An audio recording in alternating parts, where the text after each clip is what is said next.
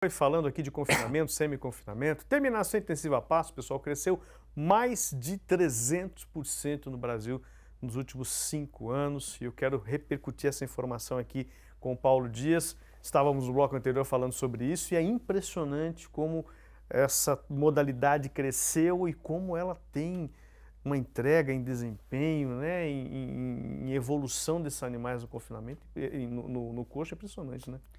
Marquinhos, a gente tem acompanhado essa evolução aí, né? A gente se surpreendeu muito nesses últimos anos, né, com esse crescimento.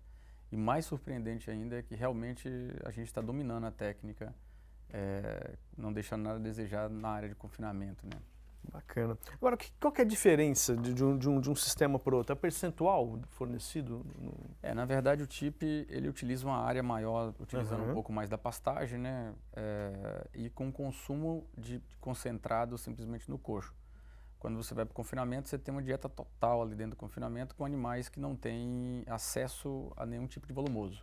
No TIP, você tem uma área que esses animais comem o concentrado no coxo e, consequentemente, ele vai para a área de pastagem ali para poder puxar um pouco do volumoso.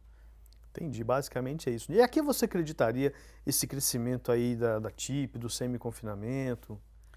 Marquinho, quem pegou pesado nessa área de crescimento é o Mato Grosso, né? O Mato Grosso realmente dominou isso, onde você tem essas integrações lavoura-pecuária lá para a utilização do grão e o confinamento como um todo em regiões de grande área de pastagem necessita-se ter uma estrutura física muito grande, né? E o TIP não, o TIP é mais simples, o TIP é mais, eu posso, mesmo no TIP, fechar esses animais como confinamento no futuro, então agora mesmo, que a gente está num período seco pesado, né? Ao longo do tempo a gente tem disponibilidade de pastagem, chega um momento que essa pastagem vai se acabando e vai se aumentando o concentrado ali dentro e esses animais vão ficando mais fechados, né? Então, o TIP ele tem uma flexibilidade muito grande com baixo investimento estrutural, né? Bacana. Inclusive a gente vê não só a terminação em si, mas a utilização da ferramenta na recria, né? Seja numa recria intensiva a pasto, ou mesmo, por exemplo, a gente tem visto muito o pessoal fechando os animais ali logo após a desmama, nesse período mais crítico do ano, né? E o pessoal chama de sequestro, acho que esse nome é feio, mas, né? Mas assim, em linhas gerais, ou seja, a flexibilidade da ferramenta ali é incrível, né? Inclusive Incrível. a interferência da recria, né? Marquinho, na verdade a gente depois da China, né, a gente encurtou esse boi, né? Ou seja, nós hoje abatemos animais mais jovens. Consequentemente, essa intensificação de todo o ciclo produtivo teve que acontecer. Desde uma desmama mais precoce até uma recria mais intensiva e, consequentemente, uma engorda também com um curto espaço de tempo. Então, a gente tem técnicas ao longo do tempo que se misturam aí para tentar atingir esse animal mais jovem com maior produção de carcaça aí ao longo do tempo. O sequestro, ou esse nome como queira dar, né? Na verdade, confinamento de bezerro? Confinamento de bezerro, sei lá, né? Mas, na verdade, ele proporciona que, na verdade, esse ciclo de chegar no período de abate com esses 550 quilos, 520 quilos, seja cumprido. Né? Você tem uma restrição de pasto ao longo do tempo, esses animais vêm para um confinamento, recebem uma dieta aí com um menor ganho de peso na casa aí de no máximo 1 quilo por dia, né? Estourando isso e depois voltam para o pasto e aí cumpre a sua taxa de crescimento estabelecida para poder chegar nesse ponto de abate aí de 520, 550 Que quilos. bacana, né? Crescido bastante. Inclusive vocês prepararam um gráfico que mostra dividido, né? Onde é que está esse percentual de confinamento e TIP no Brasil. E a gente vê aí os estados do Centro-Oeste destacando bastante na TIP, né? Na verdade, o Centro-Oeste pratica-se o TIP muito forte na sua essência, né? E quando você vem para o Sudeste, a gente tem um misto aí de TIP com semi-confinamento e pré-confinamento, né? Essa é outra modalidade também que se enquadra um pouco no TIP aí, mas na verdade se eleva o peso desses animais na entrada do confinamento, diminuindo o custo desses animais em dias de confinamento aí como um todo. Então tem um misto aí do sistema de produção também. Uma área de engorda intensiva, RIP e um pouco ali do pré-confinamento para depois ir para o confinamento. No Centro-Oeste a gente não tem isso, no Centro-Oeste tem muito menos isso, né? No Sudeste tem muito mais isso. No Centro-Oeste a gente tem o TIP na sua essência, que na verdade é um animal que entra igual no confinamento, um boi magro, se fica aí 100 a 110 dias e consequentemente é abatido aí nos mesmos pesos que a gente tem em confinamento. O que diferencia um pouco do TIP do confinamento é que no TIP, como eu tenho um consumo ad libitum, ou seja, esse animal está consumindo o pasto ali à vontade, eu posso ter um coeficiente de variação maior de acordo com o meu padrão de boiada. Então, quanto mais heterogêneo essa boiada, mais difícil são esses números e aí você pode ter problema com isso. Agora, no confinamento, não. No confinamento, os animais recebem dieta total e aí ele tem um mau controle com esses indicadores. Só que o brasileiro dominou o TIP, né, Marquinhos? Então, isso aí está dominado. Né? O confinamento ele tem as leituras de coxo, avaliação de comportamento do animal, resposta à dieta, curva de desempenho. Mas a gente está trazendo um pouco disso para TIP também, né? Pois é, o TIP com esses grandes players que estão mexendo com o TIP há um bom tempo, já tem toda essa tecnologia, né? Eles tratam com caminhão dentro dos seus coxos lá, de certa forma, fazem leitura de coxo. É óbvio que a leitura de coxo é um pouco diferente do que a leitura do confinamento e acompanham e avaliam o comportamento dessa boiada. E com um detalhe, né? Tem que ainda acompanhar o comportamento do pasto. Exatamente. Exatamente. É muito comum a gente ver, não, tem o pessoal do pasto aqui, tem o pessoal do coxo ali. Isso. Né? Eles vão se conversando diariamente e esse manejo vai sendo construído ali, né, a várias mãos, mas realmente é um diferencial muito grande. E a pesquisa de vocês aponta que 15% dos pecuaristas já estão trabalhando nesse sistema? Sim, o pecuarista ele optou, principalmente no período aí de maior preço de arroba aí da pandemia aí 2021, né?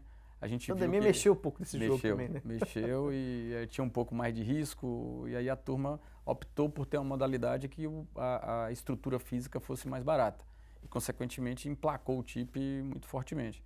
E aí a gente vê um crescimento nesses últimos 3 anos aí, nessa faixa de 15%. Muito grande. Muito barbaridade. Algumas perguntas chegando aqui. O pessoal pergunta muito sobre ingredientes. É uma questão complexa, porque depende muito da região, da logística para este ingrediente, para a sua fazenda, né? Do maneiro nutricional que você faz, do perfil de genética, do sistema de produção como um todo, né? Se é a TIP, se é o confinamento. O pessoal pergunta, por exemplo, aqui, ó, o Davilson Nunes, né, lá de Prata, no Triângulo Mineiro, qual insumo seria mais eficiente que o milho? Nossa. Depois do milho, tira o milho do jogo. Qual viria depois aí? Marquinhos, na verdade, assim, é outra coisa que vale ressaltar, né? Os nossos nutricionistas brasileiros também evoluíram muito. Demais. Demais, muito mesmo. A gente tem uma gama de produtos. A qualidade da nossa mão de obra focada, especializada ali. Melhoraram muito. E o brasileiro, ele trabalha, se você pegar no Sudeste, a gente tem dietas com 16 ingredientes, 10 ingredientes. Quando você vai para o Centro-Oeste, não, a gente tem menos ingredientes ali dentro com alimentos mais nobres. E quando a gente tira o milho, a gente sempre teve o risco, né? A gente tem que proporcionar nessa dieta aí uma fonte energética que realmente seja compatível. E aí a gente tem algumas alternativas, a depender das regiões, né? O insumo que a gente vê na nossa base de dados é polpa cítrica, sorgo, que são mais trabalhadas ali. O sorgo, nesses últimos anos, tem ganhado um pouco de espaço aí, com técnicas como, principalmente, hidratação, e aí vai. Que bacana. Ó, tem outra pergunta chegando aqui. Aliás, várias perguntas. O que a gente não conseguir responder aqui, eu te encaminho e a gente responde depois. Sim. Você grava pra gente, a gente exibe aqui pro pessoal. O pessoal está perguntando do trigo, se o trigo vai bem em algum cenário aí de suplementação, de trabalho no coxo. Bem, Marquinhos, esse é um ingrediente que é mais utilizado para vaca de leite, né? No gado de corte a gente tem poucos dados sobre isso, né? Praticamente nenhum. A gente não vê os grandes confinamentos e o TIP utilizar esse alimento como fonte principal. Geralmente isso é mais utilizado em gado de leite. Tá vendo, gente? É a particularização aí, né? Depende muito, é relativo. Ó, um abraço para Kelly Alves, pro Julierme Linhares, para Nádia Magalhães, o Leandro Fortes que pergunta o seguinte, ó. Qual momento o boi entra nessa TIP na pesquisa?